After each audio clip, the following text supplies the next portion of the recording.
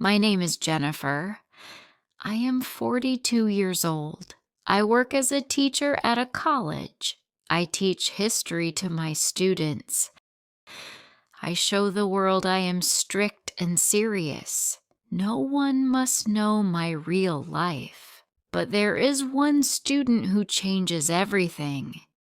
His name is Scott. He is 21 years old. He sits in the back of the classroom.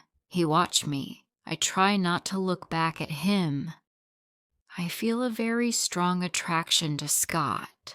I know this feeling is wrong. I am his teacher. He is my student. I must be careful. One day, I drove home after class. My house is far from the college. I changed my clothes and sat in the quiet house.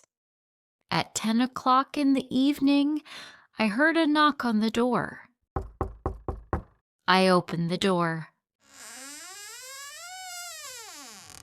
It was Scott. I pulled him inside quickly. In my house, we were not teacher and student. We were just Jennifer and Scott. He smiled at me. I kissed him. We have been meeting like this for 1 month. We never meet in public places. We never speak at school. We sat on my sofa. I held his hand.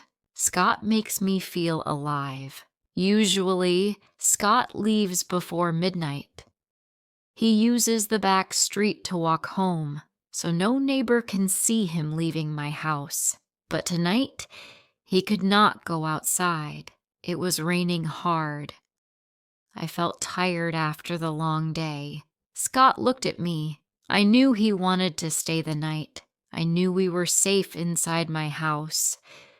We were safe from the outside world for now. I looked at Scott. I said, "Stay." He smiled. We sat on my sofa. We talked about our lives and our future. We shared our dreams. Scott looked into my eyes and said, "I love you, Jennifer." My heart beat fast. I had tried to stop my love for him for many weeks, but I was tired of running away from the truth. I said, "Scott, when I am with you, I feel free. I know that the world says this is wrong for us, but for me, this is the only real love I have ever known." Scott held me in his arms. That night we slept in my bedroom.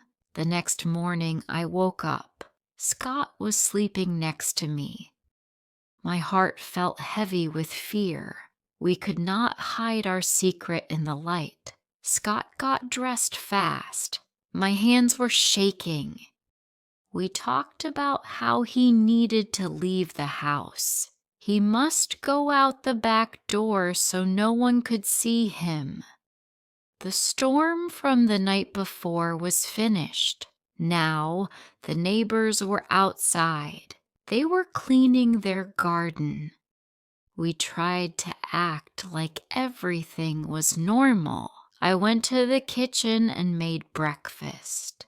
We sat at the table together. I thought about my job at the college. I thought about my secret life.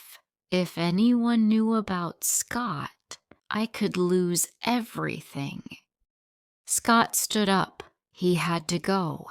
He promised to call me later. He opened the back door.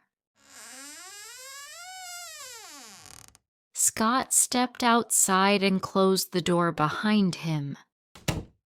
I needed to see if he was safe. I looked out at the window.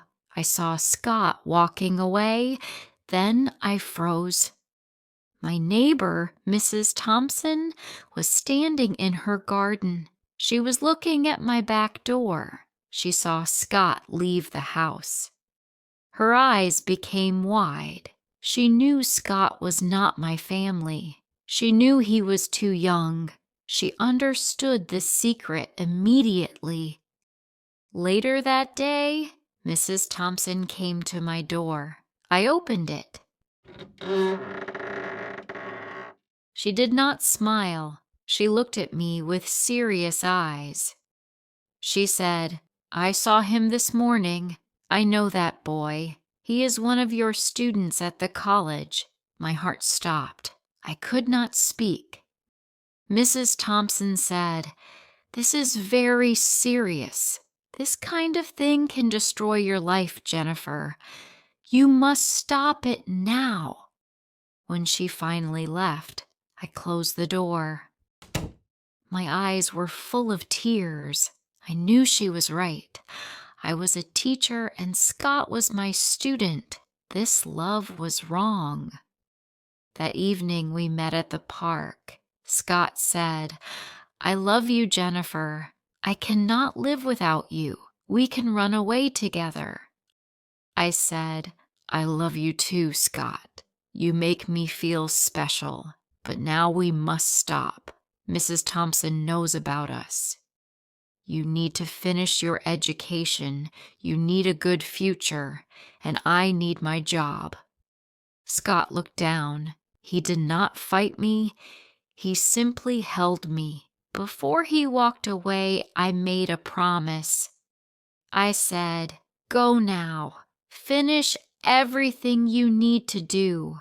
I promise I will wait for you. I will wait until the day we can be together without fear." 5 years passed. I continued to work as a teacher at the small college. I lived in my house alone. I remembered Scott often. Scott had left the city to finish his studies. He was a boy when we first met. Now he was a grown man. Sometimes I worried that he forgot me, but I kept my promise. I continued to wait for him. 5 years is a very long time to wait for a person. One afternoon, I heard a knock at the front door. I opened it. My heart stopped. It was Scott. He was taller and more handsome. Scott looked at me. He did not care about the neighbors. He pulled me close and kissed me. I felt so happy. The fear was gone. Scott said, "I told you I would come back." I kept my promise. I held him tight. We were finally together, and we were free. The long wait did not kill our love. It made our love stronger. We knew our feelings were real. The college could not fire me now. Scott was not my student anymore. We could walk down the street holding hands. Scott said he never stopped thinking about me. Our story was difficult and full of pain, but we fought the world and we won. We chose each other again. We chose love. If you liked this story, please like, comment, share, and subscribe.